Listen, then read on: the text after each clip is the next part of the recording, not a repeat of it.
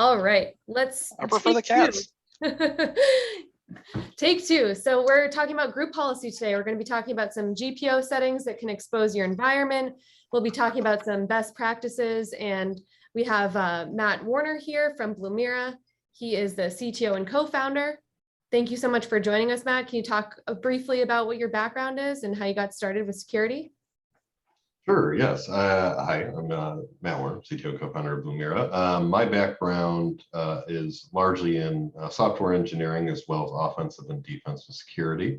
I have started a few companies, founded Blumira as well, and a lot of my background is around how we can best facilitate security tooling and security services for SMB organizations and really help people move forward in their security instead of just kind of being stuck in this, what the hell is my risk state, and helping people move forward.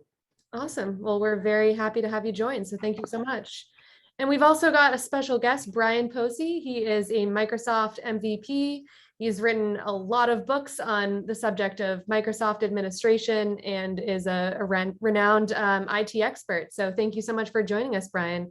Tell us a little bit about your background. I'm sorry, my audio cut out for a second. Can you say that again? I apologize. Yeah, I was just saying, can you tell us a little bit about your background? You know, how you got started with writing about Microsoft? Oh, sure. Before I went freelance, I was a CIO for a national chain of hospitals and healthcare facilities.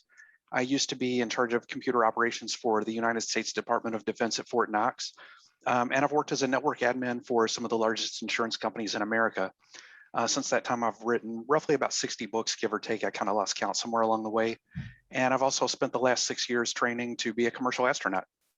Awesome. What an interesting background, Brien. We're so happy to have you join. And I know that you'll provide a wealth of knowledge today. So we're excited to jump right into it.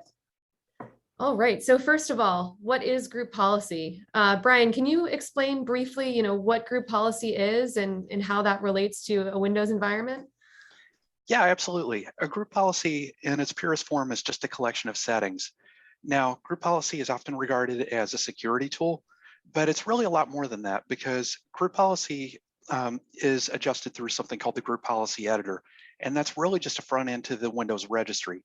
Because as I'm sure most of you probably know, if you go in and you edit the registry directly, which is a fairly common practice, but if you make a mistake while you're doing that, you can end up destroying Windows or destroying your applications. So the group policy editor is designed to make the process of modifying the registry just a little bit easier because you don't have all the obscure registry keys. And it also makes the process safer because it hides a lot of the settings that are really dangerous. So if you make a mistake while you're editing a group policy, you might lock down Windows a little bit or something like that, but you're not going to just completely destroy the operating system unless you do something just really, really egregious. Mm-hmm. So as far as what group policy actually does, you can do a variety of things with it. It's regarded primarily as a security tool. For example, you can set password policy through group policy settings. You can set the minimum password length, the account lockout period, that sort of thing. You can set firewall settings, application control policies. So you can actually use the group policy to control what software is and isn't allowed to run on a Windows machine. And at the same time, group policy can also be used as a configuration tool. You can do things like set the user's browser's homepage. You can assign a printer to a particular user. You can even install certain types of software through the group policy. So it's an extremely versatile tool that you can use for a variety of different purposes. Thank you so much for that explanation. And it seems like a useful tool from an IT perspective, but there's also some security value as well. Matt, can you talk a little bit about how people can use group policy as more of a security tool? Sure, yeah, and Brien, of course, touched on bits and pieces of this. The benefit of GPOs and the way that you're able to kind of modify your Windows environments en masse allows you to really get broad security value inside of your environments, inside of your Active Directory, or inside of your local. If you have a local Windows 10 or 11 machines, you can define GPOs on them locally as well. And it gives you essentially included free availability to modify, update, and control the security aspect, which we're going to talk a lot about today, across your Active Directory environment, which might have some oddities depending on the age of your environment, the functional version of that Active Directory inside of it. But in either case, it gives you this really broad, specific security controls across your environment, which, as Brien pointed out, which is a great point, it won't necessarily let you break the world, which is one of the best parts of GPO, but it will let you, within those guardrails of GPO, define things that will help you move forward, de-risk your environment, and get to a point where you can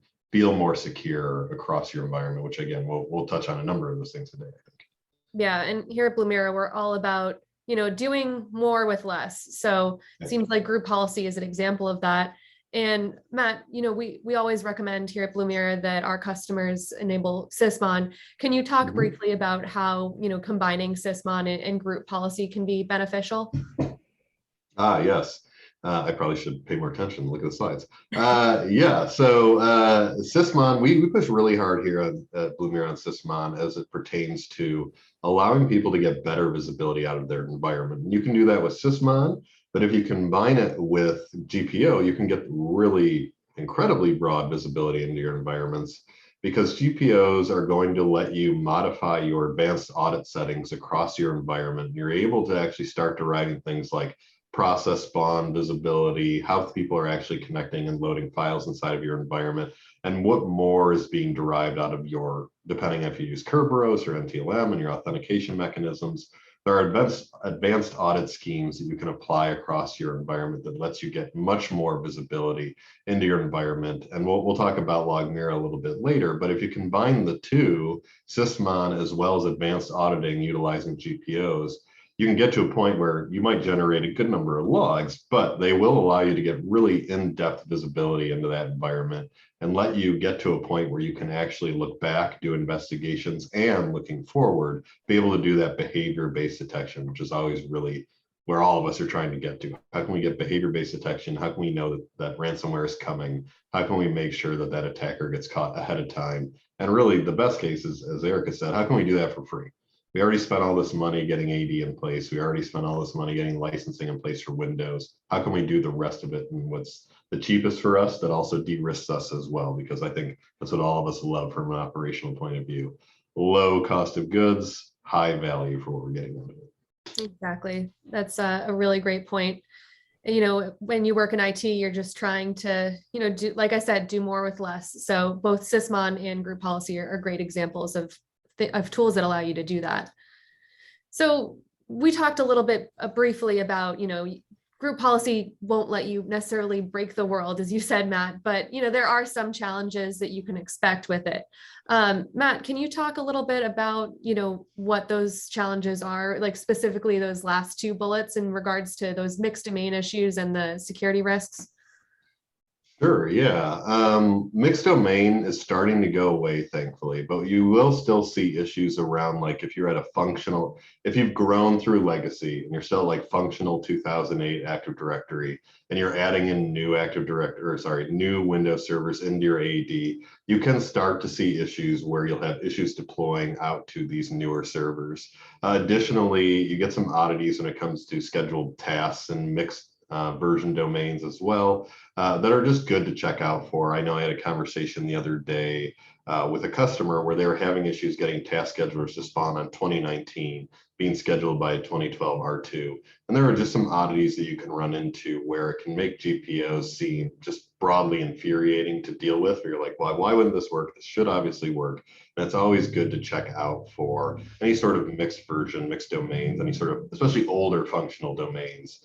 When you're leveraging those. Hopefully none of us are on a functional 2008 AD, but I know some of us are. If you can get off those, it's always good. And some of the other things we'll talk about moving through this have a lot to do with when you have a legacy domain and what grows through that as well. And you can modify those inside of your GPO, but some of them just happen. Some of it's just an inevitability as you grow that domain through the years, especially if it's a legacy domain that you didn't replace.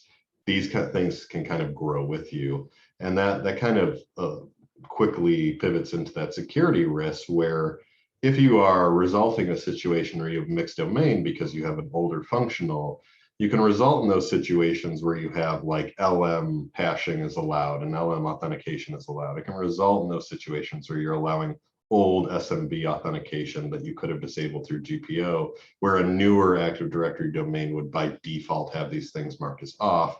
You can very easily grow into a situation where you have insecure settings in your GPOs you need to kind of walk back over time. And we'll talk about this as well moving forward. The walk back part is the tough part, validating that you're not going to break your environment that has that legacy structure built into it.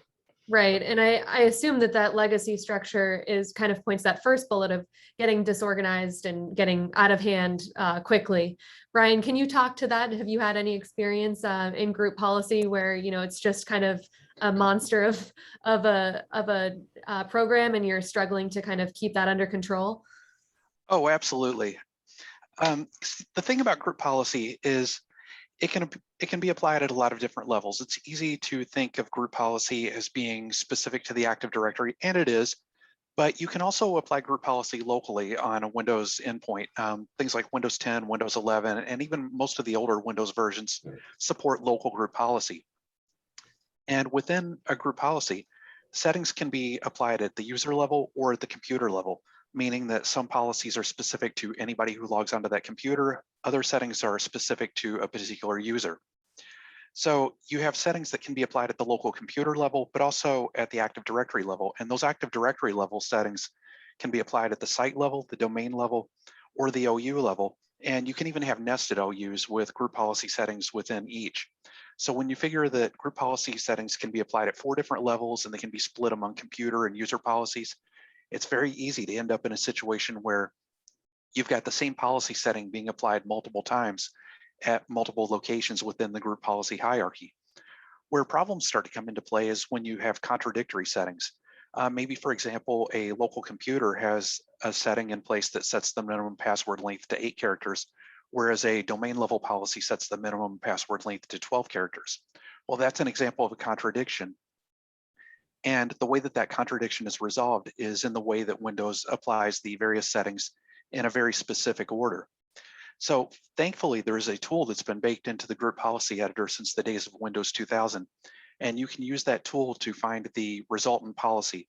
In other words, what the policy is going to look like in the end once all of those various policy settings are applied. And you can even use that tool to go in and find why a particular policy setting is being applied if something weird is going on and you're not sure where a particular policy setting is coming from. You can use that tool to go in and backtrack and find that setting. Mm-hmm.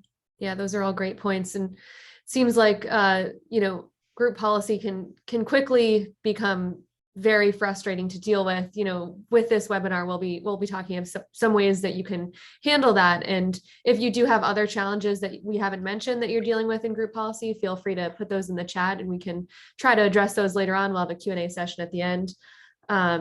But let's get into some group policy settings that you can use to secure your organization, or specifically some ones that will expose your organization if you set these policies incorrectly. So let's get into that. So improperly sized event IDs / logs. Matt, what does this mean exactly, and why is it a security risk?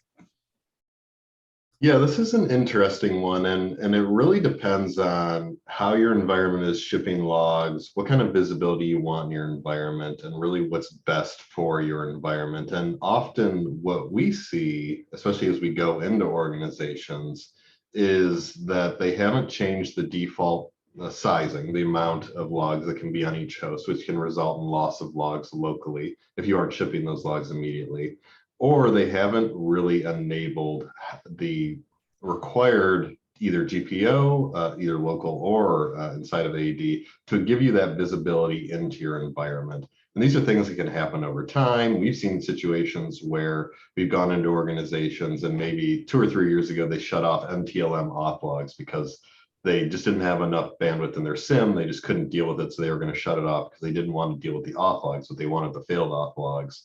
And those kind of decisions over time result in a situation where, as Brien was saying, if you're not like constantly reviewing your GP result to see what your global policies are being applied as, and you aren't really comparing those against your output, and you aren't really validating how logs are getting shipped out, it's really easy to get into a situation where you get to the investigation part of a problem and you're going, where the hell are my authentication logs? Or maybe you switch to Kerberos and you haven't enabled Kerberos authentication logs and you're saying, I have a broad hole here and I need to figure out what's missing. And those are the situations where we really recommend evaluating your default sizing for your event logs on each of your hosts. And you should think about that from a type of host, so server versus endpoint, and evaluating how you're utilizing your GPOs to enable those audit logs across really what you need for your environment. Most of us don't need all audit logs. However, if you can get the audit logs that are relevant to your environment and they're relevant to what you need to do in your environment and get that information out, and really, if you are doing things like tabletops and you're thinking, well, if this happened, I'd want to be able to see these logs at this host, applying that kind of logic to your GPO policies and making sure that you can get the visibility out of it that you're really looking for. Mm-hmm. Yeah, those are all really great points. So, Erica, can I add something to that? Oh yeah, absolutely, Brian. Yeah, just one of the things that came to mind as Matt was talking is that this is also an example of the way that Microsoft best practices have changed over the years. Because at one time, and granted it's been a long time, but at one time, there was actually teaching in the Microsoft official curriculum that suggested that you go in and turn off various logging capabilities. Because the thing was, systems were very limited at the time. And not only did those log entries consume space, but we didn't have the parsing tools that we have today. And so Microsoft's way of thinking at the time was that if you do all of this excessive logging, then looking for the events that really matter is going to be like trying to find a needle in a haystack. But that's obviously changed over time because we have much better tools to be able to sift through those logs and make sense of them. So I've seen examples of organizations that are still adhering to those ancient best practices and doing minimal logging. And really, that's one of those things that can come back to bite you if you don't go in and take full advantage of the logging capabilities that exist today. Mm-hmm. Yeah, and another Super reason good point. that people might not turn on all the logging capabilities is that, you know, they have a SIM that charges based on log ingestion, and they're worried that if they use Sysmon or any other logging capability to its fullest capacity, then they're going to get charged like crazy. So, you know, that's something that we help with at Blumira is we don't charge based on log ingestion. So we're basically telling our customers to, you know, log whatever you want because you're not going to get overly charged for it or charged at all based on log ingestion, which is a pretty cool thing in my opinion. All right, so moving on to the next best practice. So not enabling SMB signing. So what does this mean, Brian? And can you tell me a little bit about why this puts your environment at risk? Yeah, absolutely. SMB, for anybody who's not familiar with the term, stands for server message blocks. It's the protocol that Microsoft uses for communicating with file shares. So anytime that you attach a Windows client to a Windows file share, that communication is taking place through SMB or server message blocks.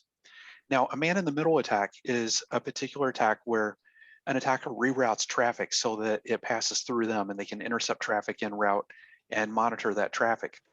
And a lot of people will look at that and assume that the best way to prevent a man-in-the-middle attack is to encrypt your traffic. And indeed, you should encrypt that SMB traffic if at all possible. But where SMB signing comes in is it prevents a man-in-the-middle attack from doing a replay, which is actually a lot more dangerous than just eavesdropping. Because what can happen is that an attacker can see something like an authentication packet, capture that packet, and then replay that packet at will. And then that allows them to log in as if they were you. So SMB signing, what that does is it takes a hash that's generated through AES encryption, and it uses that in conjunction with the session key and makes a unique value that makes it impossible for an attacker who captures that packet to be able to replay it, because that packet will then be seen as not being authentic. So that's what SMB signing does for you. SMB signing has been around since the days of Windows NT and Windows 98, so it's been around forever. But it's also one of those things that Microsoft has enhanced over the years. It uses a stronger authentication protocol today than it did back then, for example. So this is definitely one of those things that you should enable within your group policy if it's not already enabled. Sounds like great advice. Matt, did you want to add anything to that? Yeah, I know when a lot of people hear SMB signing, it's because they had a pen test. They failed the pen test because Responder was used, and someone was able to relay either the connection, or they were able to basically force hashes out of an environment. And usually what we hear at that point is, well, I don't know if I want to turn on SMB signing because it might break my legacy stuff. And what we always recommend doing is doing this in pieces, identifying your legacy solutions that are utilizing SMB still. Most will support SMB signing at this point, and then ensuring that you're just moving forward, because it is one of the big blockers for an attacker that gets into your environment. If they cannot relay SMB, it is a really, really quick and easy way to start defending your internal network very quickly. And it allows you to just at least start to lock down SMB. And if you're on newer Windows and you're on SMB 3, then you can start moving into encryption, which even helps even more as you start to get into that. Mm-hmm. Yeah, absolutely. Yeah. Go ahead, And Brien. Matt, I was just going to say, Matt makes a good point about legacy components, but not just legacy components, also non-Microsoft components. For example, I have some NAS appliances that are based on Linux, and those appliances do support SMB signing, but simply enabling SMB signing through group policy wouldn't allow those NAS appliances to participate, because group policy only applies to Windows devices. So you would actually need to go in and adjust a setting on a NAS appliance in order to make it compatible with SMB signing, if that's a non-Windows device. Yep. That's a good point. Definitely. Yeah, and we have a guide on how to configure SMB signing through group policy. The link is right below in this slide. Feel free to follow that and then follow the directions. It's laid out pretty clearly for you. All right, moving on to not using modern authentication. Brien, why is this a security risk? And can you tell me a little bit more about it? Yeah, there's actually a ton of different ways that you could look at the idea of not using modern authentication. But the first thing that really comes to mind is failure to disable LM hash. Disabling LM hash is one of those things you should do through group policy if you're able to. The idea being that your passwords aren't actually stored as passwords on your system. They're stored as hashes of the passwords. They're mathematically derived.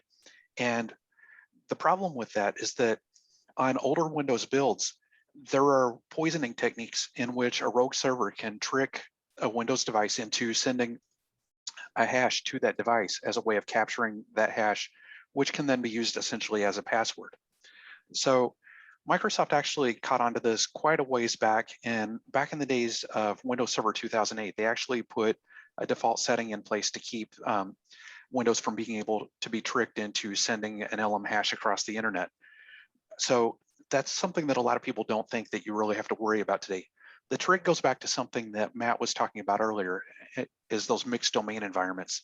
So if you've got an environment that has been upgraded over and over and over throughout the years, there's a chance that that Active Directory environment might still be running an old forest functional level. And if that forest functional level predates Windows Server 2012, then you may still be vulnerable to this LM hash attack. So the solution there would be to either put in place a group policy setting that solves this problem, or better yet, just bring that forest functional level up to date, and then you don't have to worry about it so much. Matt, I Agreed. see Bring nodding. it up to date. Yeah, bring it the function up to date. You can definitely modify stuff at random and do GPOs, but you will save your sanity updating your functional. Yes. We're all about saving our sanity. That's an important priority. Agreed, 100%. Matt, anything to add on this slide about using modern authentication? Yeah, I because this is discussed often as it relates to responder and man in the middling, that's related insofar as invoking hashes out of things, but I know we also talked a little bit about this in regard to LMNMR, NetBIOS, WPAD, which are all things that get wrapped into this complex world that is man in the middling internal networks with responder or convey, or any sort of poisoning technique where you can invoke authentication inside of a Windows environment. And with the NetNTLM v2, you do have a more secure hash these days. But if you are in a situation where you have a really stable internal DNS and you know what's going on in your environment, you can start looking into disabling LMNR, NetBIOS, and WPAD, and you can very tightly secure your internal environment in a way that people can't invoke those hashes, because you really don't want anyone to get an LM or an NTLM hash ever. They are very easy to crack. LM is just, I mean, they can only be 8 characters long at the most, so it's incredibly easy to crack an LM hash. NTLM is a little more, if you can make sure that you're focusing your authentication into NetNTLM v2 or Kerberos tickets, even at that point. Not that Kerberos is modern, let's be honest, Kerberos has been around for longer than many people on computers right now, but it's still a useful way to start to move yourself away from what was the old functional AD way and now into the more modern methods. But there's a link on there. We always recommend checking it out, but I also say that knowing that defending yourself against internal poisoning like Responder requires a lot of structure and for you to be confident in your environment as a whole. So take it in pieces. That's how I always recommend it. Seems like a reasonable suggestion. All right, so going on to enabling macros, macros with Office 365 or Microsoft 365 is never a good thing because, a malicious attacker can get in using macros. And we have in this slide, 90% of Microsoft Office targeted threats use macros, unfortunately. So let's talk a little bit, Matt, about why macros are such a problem. Obviously, they're an attacker tool, but are there any other reasons that someone should be, particularly cognizant of macros?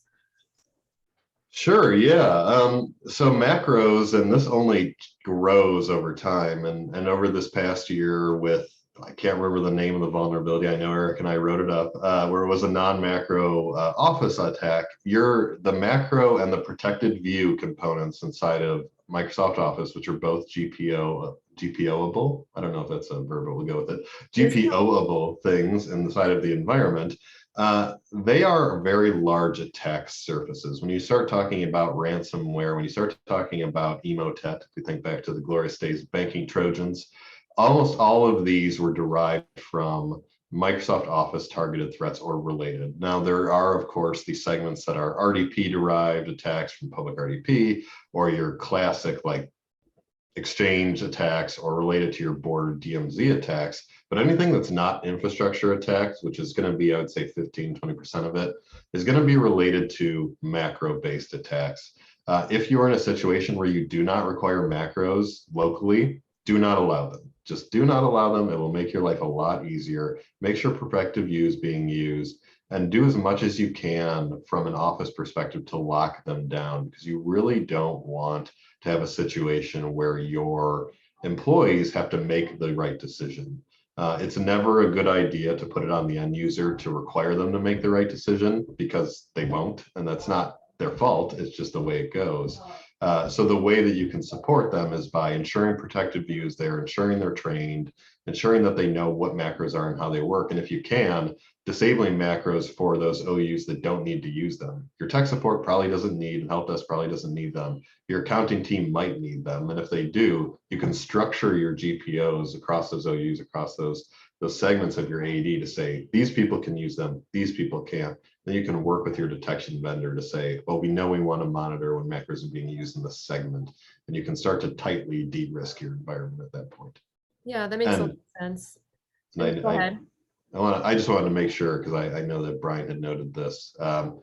The Office 365 Office administrative templates for GPOs are downloaded separately. So you might want to take a look at that. Make sure that you are word-based macros as well, Jennifer. Those all get derived through that GPO administrative templates for Office. If you can disable them in your environment, do. It is a GPO setting within that Office environment or Office GPO set. I mean, before I got into, talking about security, from my perspective as an end user, if a notification pops up that says, do you want to disable macros or enable macros?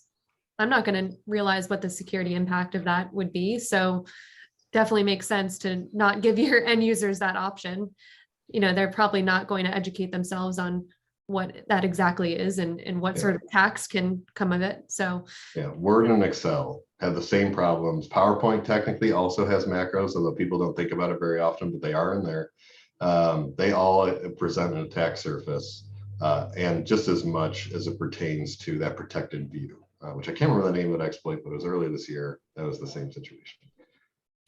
Yeah, we'll have to brainstorm that one, because was it Hive Nightmare? Is that what you're referring to, or?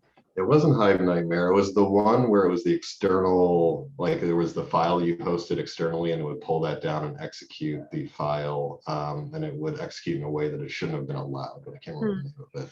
Unfortunately, there've been so many vulnerabilities recently that it's really hard to keep track of which is which. Yes. Yeah. So Brian, anything to add on this about, enabling macros with Office 365? Yeah, there are a couple of things that come to mind, actually.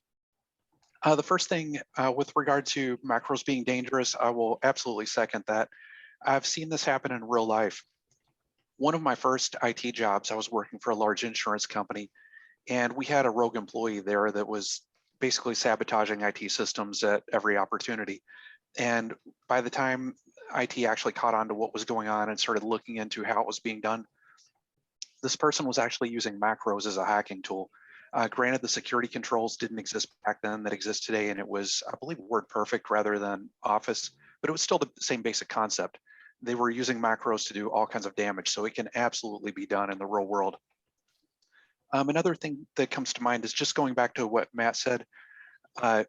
There are sets of administrative templates for Microsoft Office that you can download separately. And this will allow you to extend your group policy. And there are thousands and thousands of settings related to all the various Office applications. So you can do a lot more to secure Office than just enabling disabling macros rather. So I would recommend taking a look at just what settings are available to you and seeing if it makes sense to enable some of those settings for your own organization. Keep in mind, though, that some of the earlier administrative templates for Office are version specific. So you'll need to make sure that you get the version that matches up with whatever it is you use internally. That's great advice. Thank you so much, Brian. All right, going on to Logmira. So Logmira was developed by one of our in-house security experts, Amanda Berlin, and it is a free set of pre-configured Windows policy settings that you can just import straight from GitHub into your environment. Matt, do you want to talk a little bit about what Logmira does and how it's helpful? Sure, yeah. So Logmira, we have two different versions of it. We have essentially a somewhat quieter view, and we have a very loud view. And what Logmira essentially is a set of GPO configurations for your AD environment that give you a baseline of not only that what we started, which was the size of those logs on those hosts, but also getting visibility across those hosts. So ensuring you're going to enable audit logs, ensuring you're going to get visibility into process creation, ensuring that you're going to get that really baseline view into your Windows environment, which might be a little loud sometimes, but it'll get you what you need if you need to start to investigate around what's happening in my environment, where am I going, what do I need to investigate, what do I need to see? And Logmira is a really easy, you just have to download it, load it in, and build a GPO with those existing templates, and it will give you that specific information that you're looking for at your host. So you don't need to guess like, well, what should I change my sizes to? What should I enable? You can just use whichever version that works best for you, either the really loud one or the normal human one. And then you can kind of get that visibility you need directly in your environment. It's really, really easy and really straightforward. And we wanted to do that because it's really hard to know what you need to turn on and off in the grand scheme of it all. So this helps you kind of move forward through there and be able to make those decisions straightforwardly without having to kind of guess about it. Yeah, absolutely. It seems like, it addresses a lot of the challenges that people are talking about in regards to group policy being confusing and difficult to manage and maintain. So it's a really great resource. Feel free to take advantage of it, and it's free. All right. So, we're nearing the end of our session today. We really want to thank you all for joining. But first, we want to talk a little bit about Blumira and what we do. So we are a SIM platform that's specifically dedicated towards IT managers, people that have a lot to do, people that are very busy, might not know a lot about security. Our platform is extremely easy to use and deploy. You can start getting logs within moments, and it's very well received by our customers. And you get also access to our team of security experts, Matt being one of those security experts. You can just chat with them to see if you have any questions on how to interpret a finding, or just in general, any ways to, improve your overall security maturity, which is one thing that we're really proud of. Is all of our customers, we're helping them work towards their security maturity journey, rather than just say, here's a Band-Aid, here's how to fix one certain thing. We're taking a holistic view and saying, what are some ways that you can improve and help your organization be protected. We also have a free trial. It's extremely easy to get set up with. There's a link right there if you want to start, and feel free to ask us any questions. We have a quick question session that we'll try to answer any questions that we can. And we've got already a couple rolling in. Someone was asking, is your service similar to what is offered by Arctic Wolf or Rapid7? Matt, do you want to take that one? Sure, yeah. We're direct competitors. We're direct competitors to Arctic Wolf and Rapid7 as it pertains to their threat detection log aggregation tooling. So Blumira is a log aggregation and threat detection platform. I'm sure the marketing team would prefer I use different words there, but that's the words I'm going to use. Perfect. Erica shrugs. So I'm going to do it. Perfect. We are different in that we charge based off of the size of your organization. We do not care how much data you send us. If you are a 20-person company and you want to send us 100 gigs of data a day, I do not care. It's really the goal of us to get you the visibility you need into your environment. And that's a lot of what we talked about here today. How do we get you that visibility? And in those situations, like some of our competitors, it's really about us making sure that you get that visibility you need into your environment through these kind of free capabilities inside of your existing environment, and then get you the detections related to them. So yes, very similar to Arctic Wolf and Rapid7, especially Rapid7's Insight IDR solution itself. That's a great explanation, Matt. Like Matt said, we're definitely a lot more affordable for the most part. And we also have a security team, like I said, that pays very close attention to you and your team. So you really get what you need in terms of that time, that one-on-one attention, and just being able to get your questions answered by security experts. Someone asked, do you provide any pen testing or auditing services? Don't believe that we do, but Matt, do you want to take this on? No, we don't. One of the benefits of Blumira service is that we do a lot of risk-based identification and supporting organizations to improve their security over time. However, we don't do any direct pen testing or we'll say conscious auditing. We do a lot of back and forth, helping people de-risk, helping people secure. However, we have a lot of partners. So if you're looking for recommendations as to who you would like to pen test you, we can definitely help with that. And we love ruining the days of pen testers, but that does also help us have some good input into who are the best pen testers, because they try to ruin our days. Absolutely. Well, we really appreciate both of you, Brien and Matt, joining us. Thank you.